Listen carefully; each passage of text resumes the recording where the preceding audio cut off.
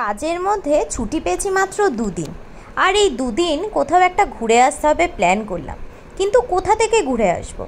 হঠাৎ করেই মাথায় প্ল্যান এলো কেন?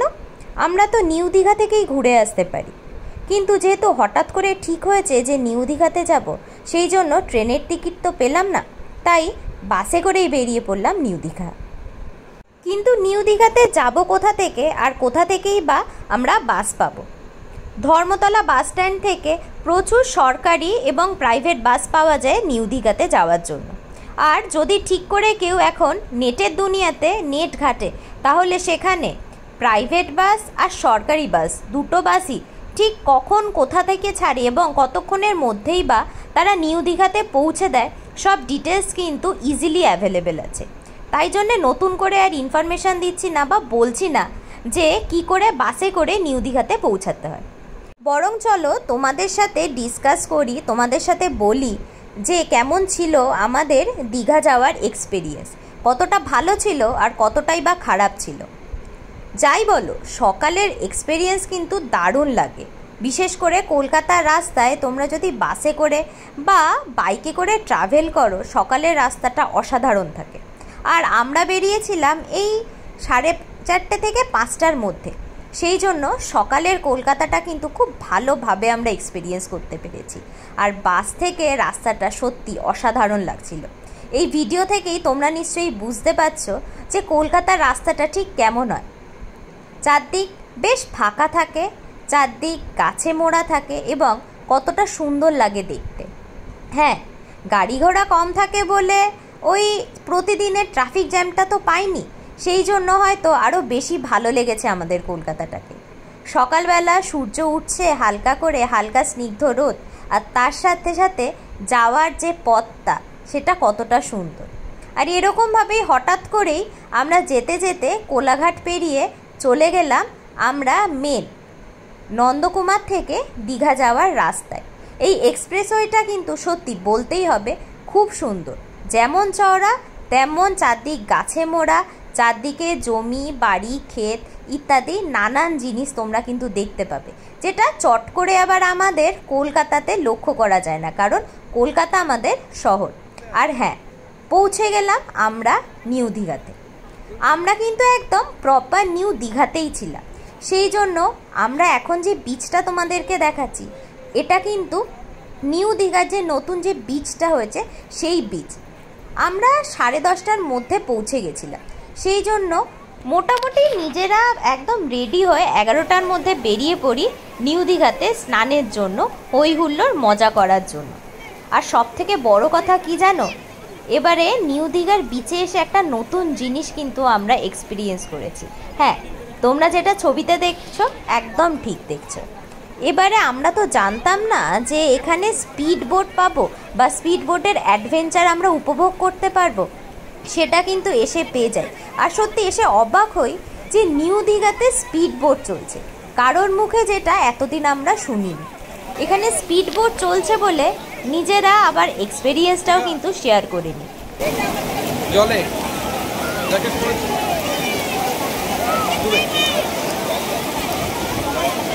কোথায় যাওয়া হবে?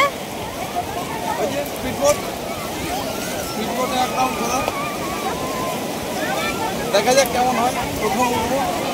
নতুন অ্যাডভেঞ্চার কেমন লাগছে?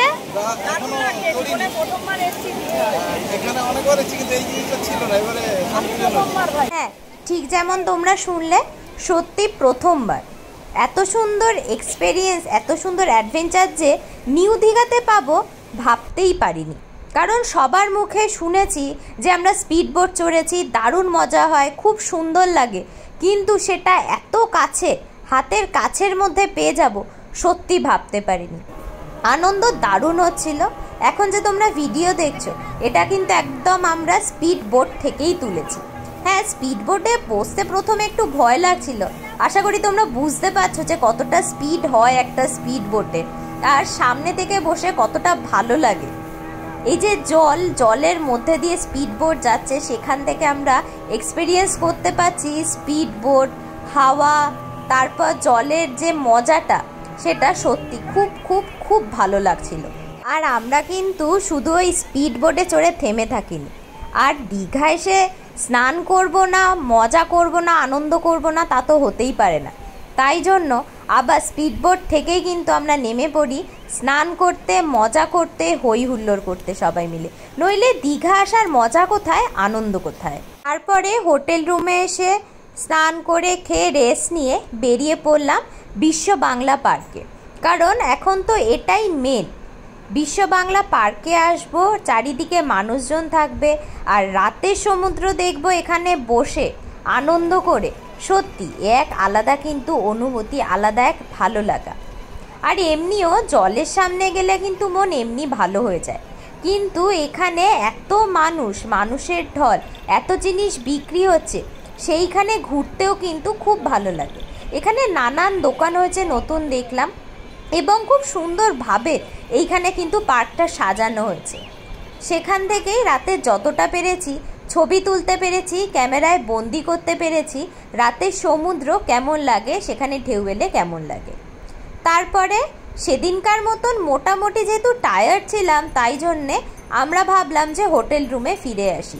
আর হোটেল রুমে ফেরার সময় কিন্তু এক আলাদা মজা লেগেছিল, কারণ আমরা দীঘার যে জগন্নাথ ধাম বা জগন্নাথ মন্দির যেটা উদ্বোধন হয়েছে, তার যেহেতু এক সপ্তাহের মধ্যেই ঘুরতে গেছিলাম, সেই জন্য সারা রাস্তা খুব সুন্দরভাবে আলো দিয়ে সাজানো ছিল, খুব সুন্দর লাগছিল। তাই জন্যে দেখতেও ভালো লাগছিল রাস্তাটাকে। আর সেখান থেকে আমরা এই যখন জগন্নাথ ধাম বা জগন্নাথ মন্দির দিয়ে পাস করছিলাম, দূর থেকে মন্দিরটা সত্যি খুব খুব খুব সুন্দর লাগছিল। কারণ রাতে যখন এই জগন্নাথ ধাম আলো দিয়ে সাজানো হয়, সেটা কিন্তু নিজের চোখে না দেখলে তোমরা বুঝতে পারবে না। আমরা ভিডিওতে যতটা পেরেছি ক্যাপচার করার চেষ্টা করেছি, ক্যামেরা বন্দি করার চেষ্টা করেছি যে রাতে এই জগন্নাথ ধাম কেমন লাগে। কিন্তু তবুও বলবো, নিজেরা যদি এক্সপেরিয়েন্স করতে চাও, যদি দেখতে চাও, তাহলে অবশ্যই কিন্তু এখানে একবার হলেও এসো, একবার হলেও ঘুরে যে। তোমাদেরকে দেখাচ্ছি যে যখন রাস্তা দিয়ে জগন্নাথ ধামের পাশ দিয়ে পাস করা হয়, তখন ঠিক কেমন লাগে দীঘার এই জগন্নাথ ধাম। আশা করি তোমরা এবারে বুঝতে পেরেছো যে এটা সৌন্দর্য, এটাকে দেখতে কেমন লাগে। এতক্ষণ তোমাদেরকে বলছিলাম যে যেদিন পৌঁছেছি সেদিনকার এক্সপেরিয়েন্স, আর এখন তোমাদেরকে বলবো যে ঠিক তার পরের দিন সকালবেলা কেমন লাগছিল নিউ দীঘার বিচ থেকে আমাদের সমুদ্রটাকে দেখতে। কিন্তু এই দিন ঠিক করেই নিয়েছিলাম বিকেলই একদম আমরা পৌঁছে যাব বিশ্ব বাংলা পার্ককে। কারণ বিকেলবেলা ঠিক কেমন লাগে দেখতে বিশ্ব বাংলা পার্ককে আমাদের খুব দেখার ইচ্ছা ছিল। যেহেতু অনেক দিন পর দীঘাতে গেছি, সেই জন্যে আরেকবার মনে হলো যে নতুন করে এক্সপেরিয়েন্স করি, নতুন করে দেখি আমাদের দীঘাকে, দীঘার সমুদ্রকে।